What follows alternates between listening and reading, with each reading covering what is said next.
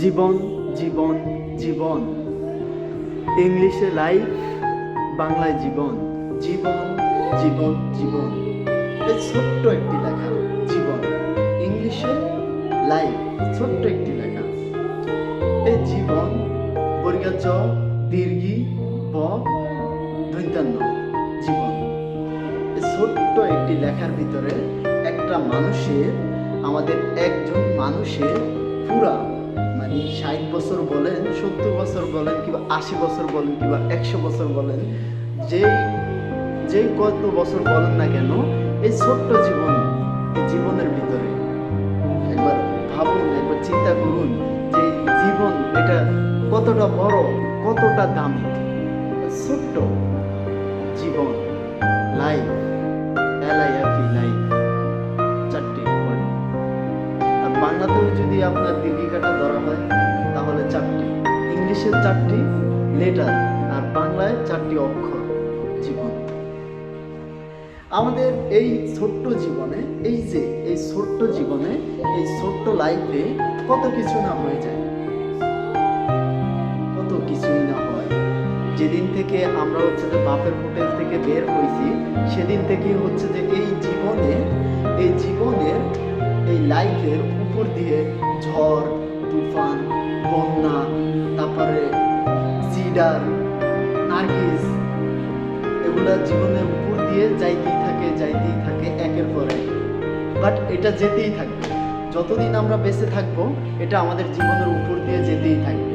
তবে আমাদেরকে কি করতে হবে, এই জীবনে ঝড় আসুক, বন্যা আসুক, সিডার আসুক, যাই আসুক না কেন, এই জীবনের উপর, এই ছোট্ট জীবনের উপর দিয়ে যাই আসুক না কেন, আমাদেরকে, যাই যাক না কেন, যাই আসুক না কেন, আমাদেরকে দাঁড়িয়ে থাকতে হবে।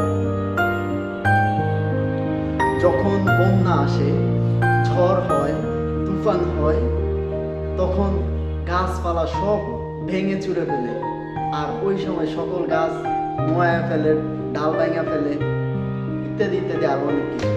তো জীবনের ক্ষেত্রে এরকম, আমাদের জীবনেও অনেক ঝড় আসবে, অনেক বন্যা আসবে, অনেক তুফান আসবে, অনেক সিডর আসবে, অনেক নার্গিস আসবে। আয়শা এরা চাবে যে আমাদেরকে কি করতে, ভেঙে ফেলার জন্য, এদিক মানে ওই গাছের মতো আমাদেরকেও কি ঠেলে ফেলে দেওয়ার জন্য। বাট আমরা যদি ওইখান থেকে আবার উঠতে পারি, সোজা স্টেট ফরওয়ার্ড ভাবে দাঁড়াতে পারি, স্টেট ফরওয়ার্ড ভাবে, আমাদেরকে পড়ে গেলে হবে না, আমাদের স্টেট ফরওয়ার্ড ভাবে দাঁড়ায় থাকতে হবে। তাহলেই যখন সিডর কেটে যাবে, যখন বন্যা চলে যাবে, যখন ঝড় চলে যাবে, তখন আবার সোজা হয়ে দাঁড়াতে পারবো। এই তো জীবন।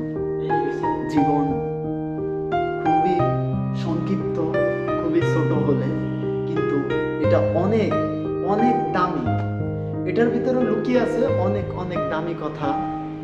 জীবন অনেক অনেক গুরুত্বপূর্ণ। এই ছোট্ট জীবনে লুকিয়ে থাকা 80 থেকে 90 বছর, 50 থেকে 60 বছর, এগুলো অনেক অনেক গুরুত্বপূর্ণ। এই ছোট্ট জীবনে সব লুকিয়ে আছে। আপনার, আমাদের দাদা দাদি, নানা নানি, চাচা চাচি যারা আছে, আত্মীয় স্বজন কিংবা পাড়া প্রতিবেশী যারা আছে, সবাই এই ছোট্ট জীবনে, পুরা ছোট্ট জীবনে আবদ্ধ। তাদের জীবনে ঘটে যাওয়া, তাদের লাইফে ঘটে যাওয়া এই যে ছোট্ট জীবন, ছোট্ট লাইফ, এটার ভিতরে আবদ্ধ। এখানে জীবন এই ছোট্ট লেখার ভিতরেই শেষ। তাই এই জীবনকে সুন্দর করতে হলে, সুন্দর করে সাজাতে হলে আমাদেরকে স্টেট ফরওয়ার্ড ভাবে দাঁড়াতে হবে, শক্ত হয়ে দাঁড়াতে হবে, ভেঙে পড়া যাবে না। জীবনের, ওই যে বললাম, জীবনের উপর দিয়ে ঝড় যাবে, তুফান যাবে, তারপরে সিডর যাবে, নার্গিস যাবে, হারিকেন, এরকম অনেক কিছু জীবনের উপর দিয়ে আসবে, যাবে, আসবে, যাবে, আসবে, যাবে। বাট আমাদেরকে যেটা করতে হবে, স্টেপ, এই যে দেখতেছেন, স্টেপ ফরওয়ার্ড ভাবে দাঁড়িয়ে থাকতে হবে, নিজেকে স্টেপ ফরওয়ার্ড ভাবে, শক্তভাবে দাঁড় করে রাখতে হবে। যাই আসুক, আসবে, আবার চলে যাবে, ক্ষণিকের জন্য।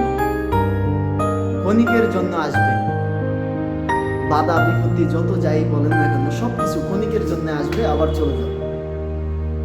আমাদেরকে শক্ত হয়ে জীবনের লক্ষ্যের দিকে শক্ত হয়ে অটল থাকতে হবে, দাঁড়িয়ে থাকতে হবে। যদি ভেঙে পড়ি তাহলে জীবনে আর আগাতে পারবো না।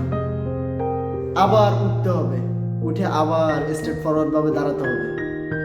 তো ভেঙে না পড়ে স্ট্রেট ফরওয়ার্ড ভাবে দাঁড়ানো শিক্ষাটা হচ্ছে যে আমাদের জন্য জরুরি। এই জীবনে দুঃখ কষ্ট ছাড়া কোনো মানুষ নেই, সবারই দুঃখ কষ্ট আছে। আর এই দুঃখ কষ্ট বেদনা নিয়েই আমাদের জীবন, আমাদের লাইফ, এটা থাকবে যতদিন বেঁচে আছি।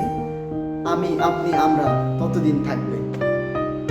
জীবন সুন্দর তখনই হবে যখন এই ছোট্ট লেখা, এই জীবন নামক লেখাটা যখন এটাকে সুন্দর করে সাজাতে পারবো।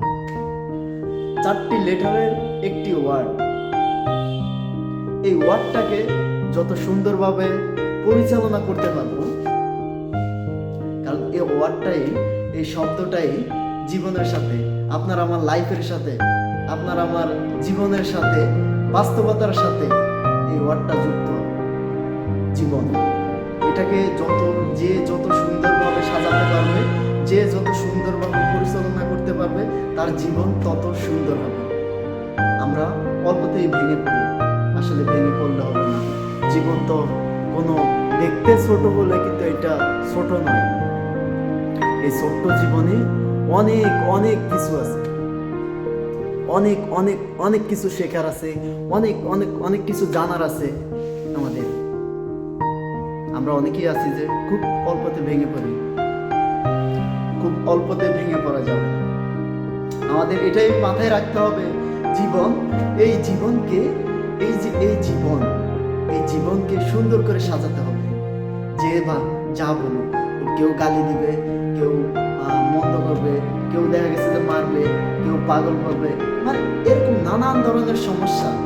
বলতে গেলে কেউ বলবে যে তুই এটা করিস না, কেউ বলবে যে তুই ওটা করিস না, তুই এটা করিস কেন, এটা তোর না নাই, এটা তোর দিয়ে।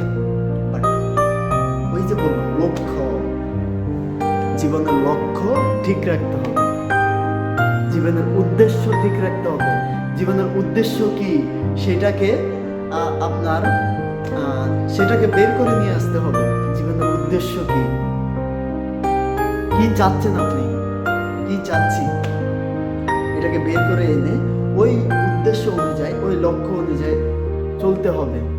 তাহলেই আমরা সুন্দরভাবে বাঁচতে পারবো, সুন্দরভাবে নিজেদের জীবনকে সাজাতে পারবো। জীবনকে যত সুন্দরভাবে পরিচালনা করতে পারবো, ততই জীবন সুন্দর হবে, আনন্দময় হবে, হাস্যকর হবে, জীবন রোমাঞ্চকর হবে, ইত্যাদি ইত্যাদি আর অনেক কিছু। এগুলো তো জানি না, তার কারণে আর বললাম না, এখানে বাদ দিয়ে দিলাম ওগুলো। যদি জানতাম আর কয়েকটা নাম বলতাম। বাট এই ছোট্ট জ্ঞানে, সাধারণ জ্ঞানে অল্প কিছু কথা আপনাদের মাঝে শেয়ার করলাম।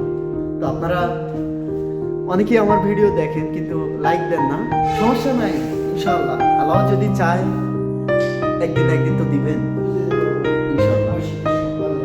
আমি তো ধৈর্য হারা হই না, যে কোনো জিনিসের ধৈর্য হারা হওয়া যাবে না।